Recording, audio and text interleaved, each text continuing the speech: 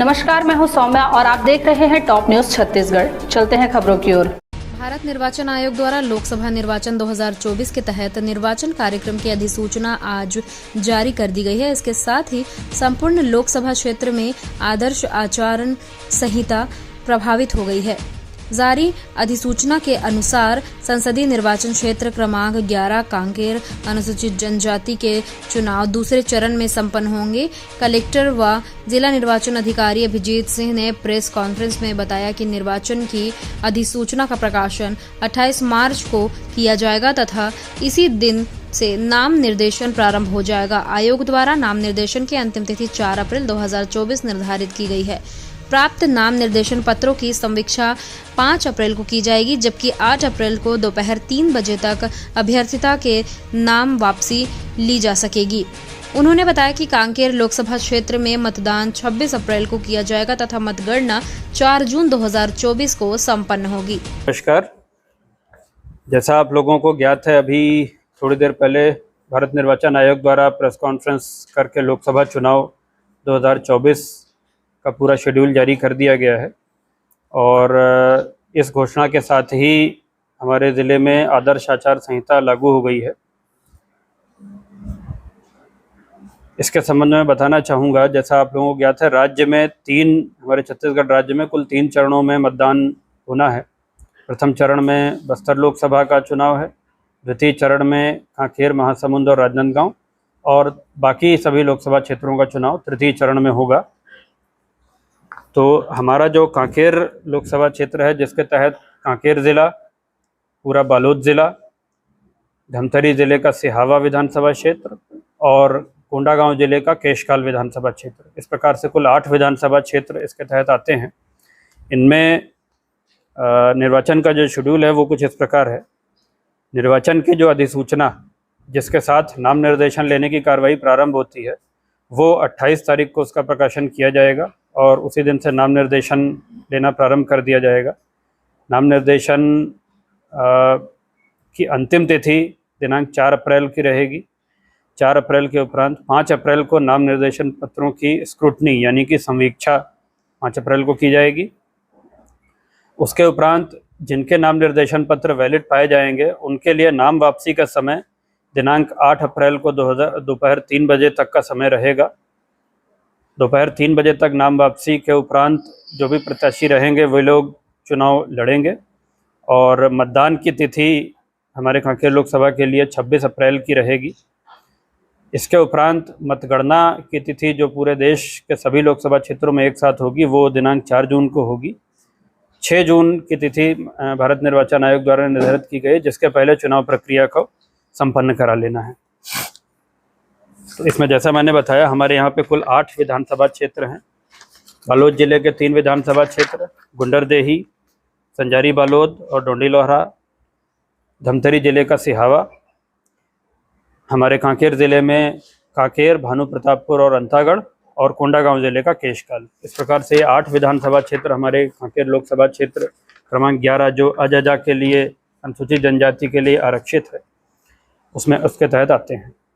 Returning अधिकारी के रूप में कलेक्टर कांकेर यानी कि मेरा नाम अधिसूचित है।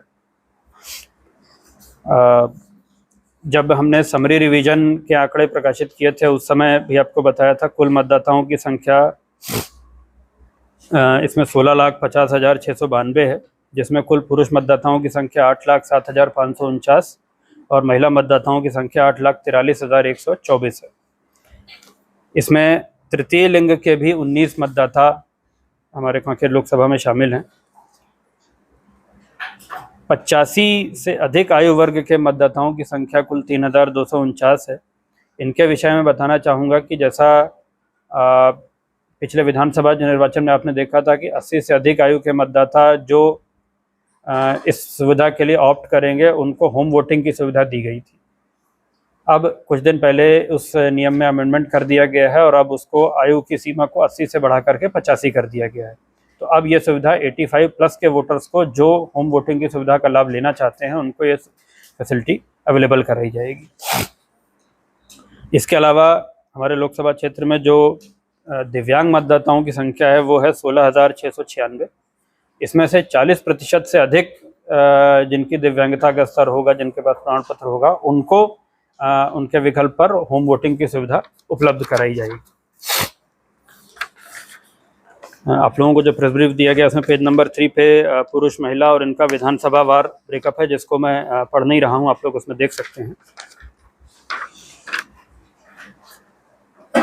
इपिक कार्ड का वितरण हमारे यहाँ पे 100% हो गया है। हमारा जो इलेक्टोरल रोल है उसमें फोटोग्राफ का प्रतिशत भी 100% है, अर्थात सभी मतदाताओं के फोटोग्राफ हमारे मतदाता सूची में शामिल हैं। जेंडर रेशियो हमारे यहाँ का 1046 है। इसमें एक और महत्वपूर्ण बात है कि मतदाताओं की जो ये संख्या है ये अभी अंतिम नहीं है। इसमें नाम जोड़ने के लिए जो आवेदन है वो नाम निर्देशन की अंतिम तिथि के 10 दिवस पूर्व तक कोई भी मतदाता यदि किसी का नाम छूटा है तो वो अभी भी आवेदन कर सकता है, और 10 दिवस पूर्व तक जो आवेदन आएंगे उनकी प्रोसेसिंग करके नाम उनका जोड़ा जा सकेगा। उस तिथि के उपरांत यदि किसी का नाम जोड़ने के लिए आवेदन आता है तो उसके आवेदन पर हम प्रक्रिया नहीं कर पाएंगे और उसका नाम लोकसभा निर्वाचन के प्रयोजन से नहीं जुड़ पाएगा। तो एक सभी यहाँ के लोगों से मेरी अपील भी है कि जो व्यक्ति यदि अभी भी किसी का नाम जोड़ने से रह गया है तो कुछ समय अभी शेष है, वे शीघ्र से शीघ्र अपना नाम जोड़ने के लिए आवेदन कर लें ताकि उनका नाम जोड़ा जा सके और वो लोग अपने मताधिकार का प्रयोग कर पाए। निर्वाचन की तैयारियों के विषय में बताना चाहूँगा कि प्रत्येक विधानसभा क्षेत्र में हम लोग 10-10 संगवारी बूथ बना रहे हैं। ये जो मतदान केंद्र होंगे ये पूरी तरीके से इनका प्रबंधन महिला कर्मचारियों के हाथों में होगा, अर्थात वहाँ पर पीठासीन अधिकारी P1, P2, P3 ये सभी महिला कर्मचारी दिए जाएंगे। इसी प्रकार से 5-5 बूथ प्रत्येक विधानसभा क्षेत्र में युवा प्रबंधित बूथ होंगे जहाँ पर युवा कर्मचारियों की ड्यूटी लगाई जाएगी, और एक बूथ प्रत्येक विधानसभा क्षेत्र में होगा जहाँ पर दिव्यांग कर्मचारियों की ड्यूटी लगाई जाएगी, वो दिव्यांग प्रबंधित मतदान केंद्र होंगे। इसके अतिरिक्त जो हमारे यहाँ के सेवा मतदाता हैं उनको ETPBS के माध्यम से डाक मतपत्र जारी किया जाएगा। ETPBS की व्यवस्था अभी हाल ही में जो विधानसभा चुनाव हुआ और उसके पूर्व पिछले 2018 के विधानसभा चुनाव और 2019 के लोकसभा चुनाव में भी ETPBS की व्यवस्था थी। मैं समझता हूँ कि आप लोग इससे वाकिफ़ होंगे, फिर भी एक बार बताना चाहूँगा कि सेवा मतदाताओं के नाम हमारे पास जो उनका डेटाबेस है उनको एक इलेक्ट्रॉनिकली ट्रांसफरेबल पोस्टल बैलेट के माध्यम से मतपत्र जारी किया जाएगा। जैसे ही हमारा फॉर्म 7 का तैयार होगा, निर्वाचन लड़ने वाले अभ्यर्थियों की सूची जैसे ही फाइनल होगी, उसके उपरांत ऑनलाइन एक बैलेट पेपर तैयार किया जाएगा और OTP के माध्यम से रिटर्निंग अधिकारी द्वारा ये बैलेट पेपर इलेक्ट्रॉनिकली उनको भेज दिए जाते हैं। ये बैलेट पेपर हमारी तरफ से छपवा कर नहीं दिए जाते, बल्कि इलेक्ट्रॉनिकली उनकी, क्योंकि सेवा मतदाता प्रायः सेना के या पैरामिलिट्री फोर्सेस के जवान होते हैं, उनके यूनिट्स में उनके कमांडिंग ऑफिसर्स को चले जाते हैं, वहाँ से वो लोग उसका प्रिंट निकाल करके। ये था अब तक का खबरों का सिलसिला। आप बने रहिए हमारे साथ टॉप न्यूज़ छत्तीसगढ़ पर।